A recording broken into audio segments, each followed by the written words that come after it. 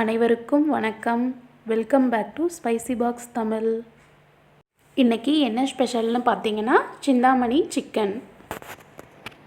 இந்த சிந்தாமணி சிக்கன் ஈரோடு, கோயம்புத்தூர், திருப்பூர் இங்கெல்லாம் ரொம்ப ஃபேமஸுங்க. இந்த சிக்கன் செய்ய இஞ்சி, பூண்டு, பட்டை, கிராம்பு எதுவுமே வேண்டியதில்லைங்க. எந்த ஸ்பைசஸுமே இல்லாமல் இந்த சிக்கன் அவ்வளோ ஒரு டேஸ்ட்டாக இருக்கும். எங்களோட ஆல் டைம் ஃபேவரட் இதுதாங்க. இதை நாட்டுக்கோழியில் செய்யும்போது தான் ரொம்ப டேஸ்ட்டாக இருக்கும். நாட்டுக்கோழி இல்லைன்னா பிராய்லர் கோழிலையும் செஞ்சுக்கலாம். இந்த சிக்கன் செய்ய முக்கியமான பொருள் என்னன்னு பார்த்தீங்கன்னா சின்ன வெங்காயம். சின்ன வெங்காயம் தான் இந்த சிக்கனுக்கு ரொம்ப நல்லாயிருக்கும். அடுத்தது வரமிளகாயில் இருக்கிற விதையெல்லாம் எடுத்துடணும். நல்லெண்ணெய் இல்லைன்னா கடலெண்ணெய், இதில் எது வேணாலும் சேர்த்துக்கலாம். தேவையான அளவு உப்பு. நான் இன்றைக்கி 700 கிராம் சிக்கன் எடுத்திருக்கேன். வாங்க சிந்தாமணி செய்ய ஸ்டார்ட் பண்ணிடலாம். ஃபஸ்ட்டு ஒரு கடாயில் தேவையான அளவு எண்ணெய் சேர்த்துக்கலாம்.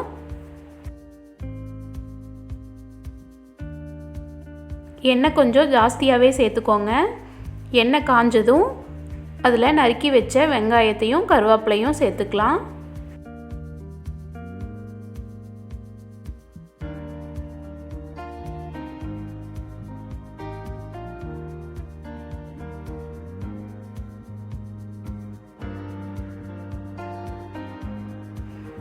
இந்த சிக்கனுக்கு வெங்காயம் உரிக்கிறது மட்டும்தாங்க வேலை, மற்றபடி எந்த வேலையுமே கிடையாது.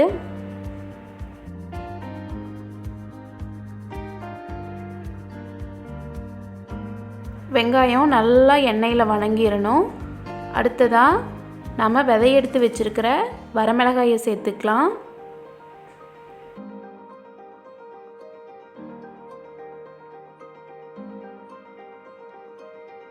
இந்த சிக்கனுக்கு சின்ன வெங்காயமும் வரமிளகாயும் தாங்க முக்கியமான பொருள்.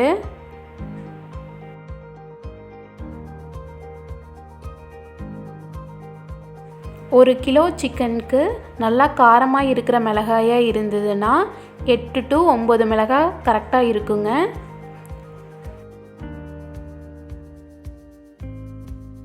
வரமிளகாயை அதிகமாக சேர்த்துக்கிறதும் கம்மியாக சேர்த்துக்கிறதும் உங்களோட விருப்பம்தான்.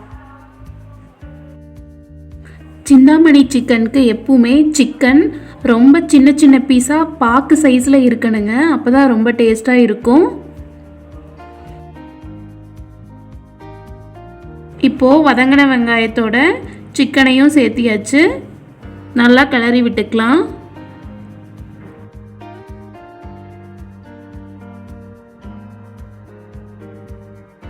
இப்போது சிக்கனுக்கு தேவையான அளவு உப்பு சேர்த்துக்கலாம்.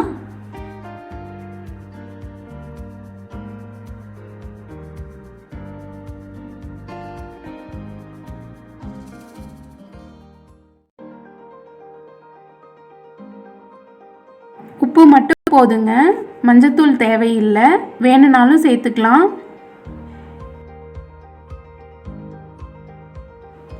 நான் ஃபஸ்ட்டே மஞ்சத்தூள் வச்சு சிக்கனை நல்லா க்ளீன் பண்ணிட்டேன், அதனால இப்போது மஞ்சத்தூள் சேர்க்கல.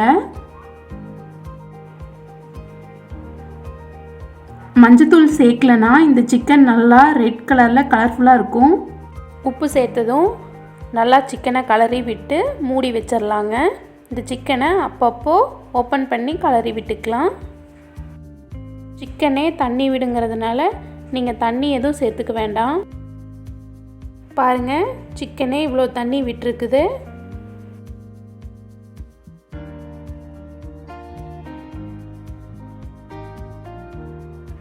கொஞ்ச நேரம் கழித்து அப்புறம் தண்ணி கொஞ்சமாக சேர்த்துனா போதுங்க. நாட்டுக்கோழியாக இருந்தால் வேகிறதுக்கு கொஞ்சம் நேரம் டைம் எடுக்கும். அதனால் உங்களுக்கு எவ்வளோ தண்ணி வேணுமோ அவ்வளோ சேர்த்துக்கலாம். பாருங்கள், இப்போது தண்ணியெல்லாம் நல்லா சுண்டி சிக்கன் 3/4 பாகம் வெந்துருச்சு. இப்போது அடுப்பை சிம்மில் வச்சுக்கலாம்.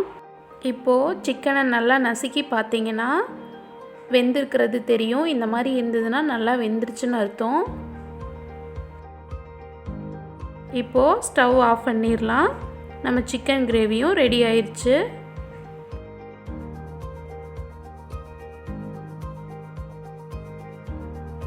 இதை சாதத்துக்கு கூட வச்சு சாப்பிடும்போது ரொம்ப நல்லா இருக்குங்க. ரைஸுக்கு மட்டும் இல்லாமல் இட்லி தோசைக்கு எல்லாத்துக்குமே நல்லாயிருக்கும் இந்த சிக்கன். கண்டிப்பாக ட்ரை பண்ணி பாருங்கள், ரொம்ப நல்லாயிருக்கும். பாருங்கள் எவ்வளோ கலர்ஃபுல்லாக சூப்பராக இருக்குன்னு. மறக்காமல் நம்ம சேனலுக்கு சப்ஸ்கிரைப் பண்ணுங்கள், உங்கள் ஃப்ரெண்ட்ஸ் கூடவும் ஷேர் பண்ணுங்கள். தேங்க்ஸ் ஃபார் வாட்சிங்.